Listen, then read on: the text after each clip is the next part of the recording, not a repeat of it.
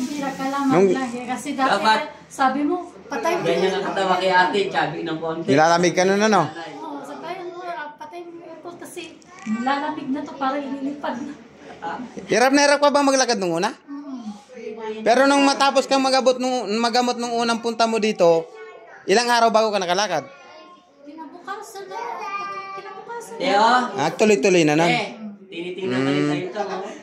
Ngayon, bumalik ka ngayon para follow check up. Para ma-alignment. Sir, kumakaya to dito. Bigay, pawak mo yung kamay mo sa kanya, titingnan natin. May kalaman na. Oh, hindi ka na masyadong payat ngayon eh. Taga saan ka kasi, te? Pero Quezon City, yung talagang ano ako, yung bayan ko sa ibang bansa.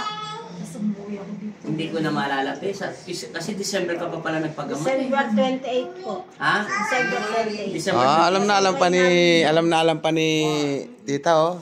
Nakasabayan pala niya. Kasabayan namin yan. Naka-yellow siya na blouse. Oh, pati damit ka. Tanda-tanda.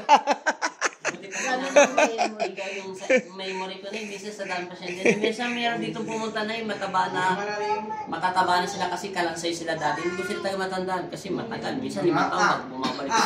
Yung lalaki nagpagamot dito na pumunta lang ng Sapa para kumuha ng kawayan. Pag ahon niya, hindi na siya lalakad. Yung may tungkod na mataas. 5 years yung dati ginamot, kinulang din yun. Ngayon naman na maligno siya. Ganun din ang sakit niya, hindi na siya nakalakad. Ngayon minagic lang ni Cristo ulit. Takaw basyo kasi yun eh.